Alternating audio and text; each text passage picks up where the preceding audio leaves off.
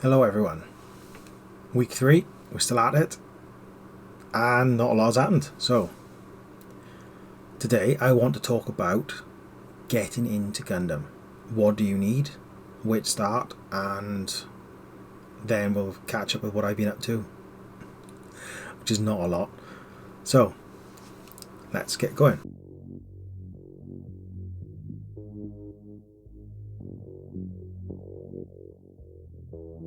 Right. Where to start with Gundam? So, aside from buying kits, first things first, tools. The things you're going to need to get you started with the hobby. Now, I'm not the normal kind of person for hobbying, but I find using a knife is more preferable to a file. But let's get back to the start, right? So what do you need? Most importantly is a pair of snips.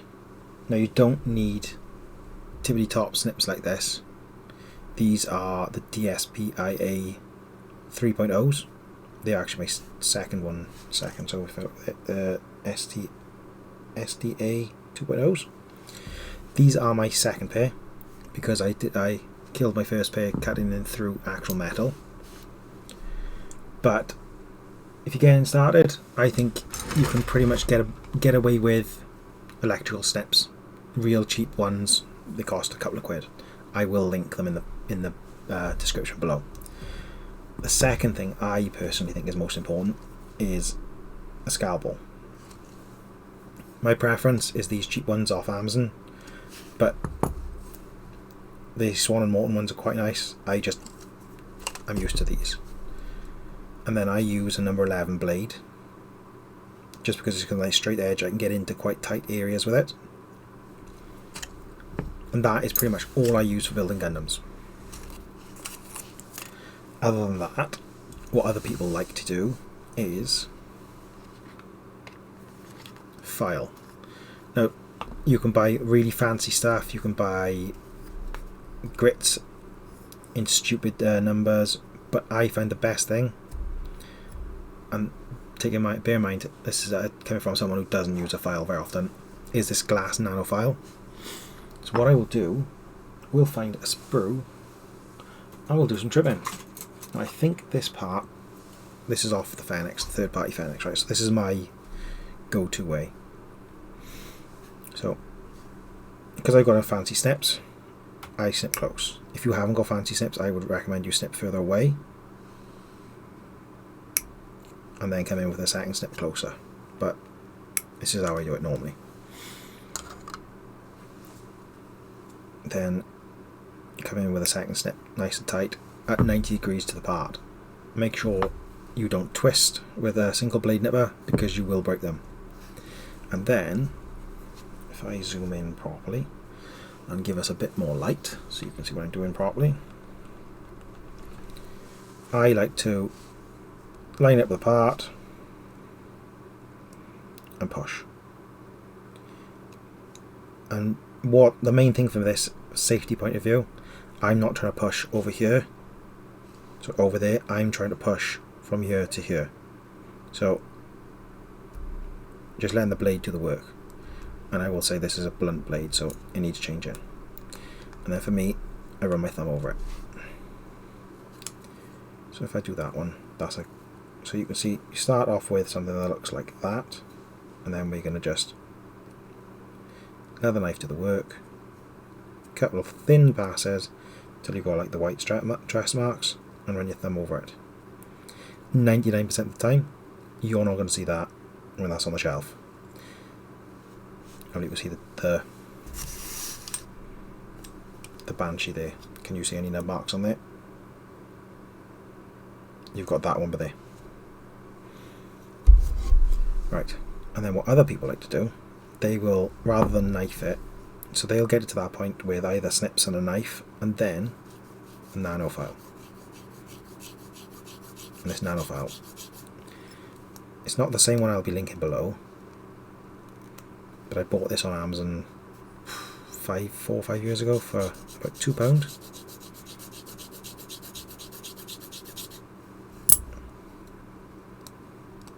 and it gives a very mirror finish.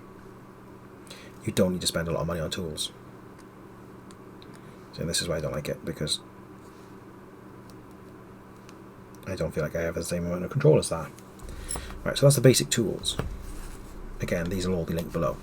I'll even find a cheap snips rather than the expensive DSPIA ones. Right, other than that, what might you need Gundam building? Right, if you're like me and you peruse the third-party kits or the non-Gundam stuff, this I find is a massively beneficial tool. A countersink bit, and what I like to do, this is not going to affect what I want to use this for, so imagine that's your female part and you've got a peg going into it. On third-party kits, because of the way they design the molds, sometimes they don't line up exactly like they should, or they don't go all the way in. So what I like to do, just to break a bit of the surface tension, just finger, I dropped it, pushing in with my finger and just spinning it. And that is enough to give a very little chamfer on the leading edge, which will allow it to just run that a little bit more smoothly in. So that is a countersink bit. Then the glue situation. I would probably get yourself a bottle of gel super glue and a thin cement. They're all the same. First time buyers, I would buy a bottle like this and then transition on to refilling this with what essentially is the same liquid, which is the airbrush thinner from Tamiya. I will write the name in the description because I can't remember off the top of my head what it is, but there is a chemical name for that, which, as if you're starting out, you might snap a couple of parts, but this is great for polystyrene. It also is really good for Warhammer models. Same stuff. Then gap filling. I've gone over this last week what it is, but this is Mr. Hobby's dissolved putty. And essentially, I haven't shaken this, but you can have a look inside. It is a load of polystyrene that's been dissolved in that polystyrene glue, and when the chemical evaporates, it leaves the plastic behind, giving you a completely solid surface to file. Right. The other thing you will want to get is, and this is going to be a really bad example because I'm just, I'll grab my brush from over here that I put away. You're going to want, right, that brush is knackered now, so bear with me, a good small brush and a selection of paints. I would go with a green, a blue, a red, if I can find my red. Of course I put the red underneath something, and a black. Glossy black, matte black, doesn't really make a difference. Well, I would go matte, normal black, but I've got glossy black there. Those I would say is the four colours you want for painting the eyes. So a standard Gunpla kit comes with clear, most of the time comes with a clear eye lens and stickers. The stickers look terrible. I wouldn't use Gunpla stickers. I would paint it black. You don't need a wet part for this, just like I've done by there. Open it up, dab on the top, or if you're feeling brave, just straight in the pot. 2 thin coats, a cup of water, and then pick your colour for your eyes. Most good guys, let's say, use green or blue, and then your average Zaku would be red or pink as the mono eye colour. Yeah, and that is pretty much all you need to get started with Gundams. I won't go through where to buy them just yet. That'll be something for another day. But right, what we can talk about next, if I zoom back out, is what I've been working on this week. So I've managed to finish my snapping for snapping the two kits for the Gundam Builders World Cup, which is essentially going to be this Banshee, and it's going to be posed. So I'm going to have to rebuild. It's going to be built something like this. So they're flimsy and keep falling out, so that's why they're there. That's going to be there. The leg is going to come off, essentially. Oh, I got to open that up and take that away. I don't think that leg comes out. I think it's built into maybe. We shall see. I don't remember. No, that's in there, so I'm going to have to take that apart. Yeah, take it apart and sculpt the damage to the leg. So what I'm going to be doing is the final battle scene from... Well, I don't think it's a battle scene. It's one of the final scenes where they're attacking the colony with the Zabi A, who has the truth about the history of Gundam, essentially. The main timeline. So that is going to be that. Oops, excuse me. There's a lot of sculpting work done. So we went out last weekend. I bought some armature wire. I've worked out a good size. I've got an idea, but I've got to do some trialing. It might be this week I'll try that to sculpt sort of like an energy ring around it. And I bought the MDF for the diorama base, which is going to be like I'm going to do one of them really artsy scenery boards, like space scenes. And then last week I showed you that I had snapped and filled the new, so I'm going to zoom back in for this one because it's nice. And I've just started going over, literally this evening, first coat, roughing out the colours, make sure I'm happy with where the colours are, all that sort of stuff. So I've gone with,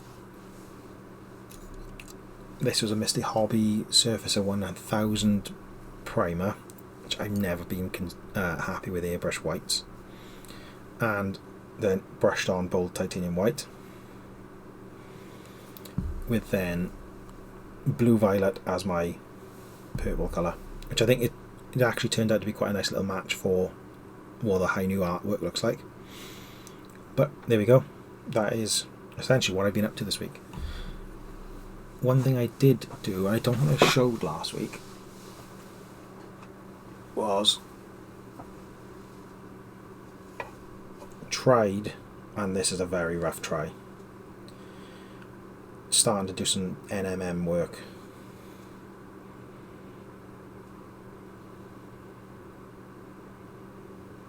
Zoom, the focus is not going to work very well on this. I'll zoom back out a bit and see if that makes any difference. There we go. Behave, camera. Now, that is a very rough attempt, and I got frustrated before I carried on anymore. But there we go. Yeah, so I've been up that much on my modelling. Next week, what do we want to do next week? I've got another busy working week in work even, Welsh language backwardsness. Yeah, I think I'm going to try and paint some more of that new. I want to really have a go of that. I think what I'm thinking of is, for the energy effect, I'm going to build a little bit of a ring of polystyrene sheet, and then lay sort of brush to get a texture. I've got ice effect somewhere, so I'm going to dig that out and try that, and then airbrush it, the colour. So most of the paint on this is going to be airbrushed, other than the cycle frame. So the cycle frame inside is going to be hand painted, and they're both going to be that glowing green from the crystal. And I'm going to try and use my skills from painting, my airbrushing skills. I'm not too looking forward to the white on the unicorn. I'm just glad it started off white, because otherwise I don't think I could get it white. So yeah, I think next week I'm going to cover as well the basics you need for Warhammer, because I think there's a big push now with new people coming to Gundam, new people coming to Warhammer. I think, yeah, it's important for people to know what you need, dispelling some of the myths as well. So, yeah. Again, diolch, da boch, a nos da.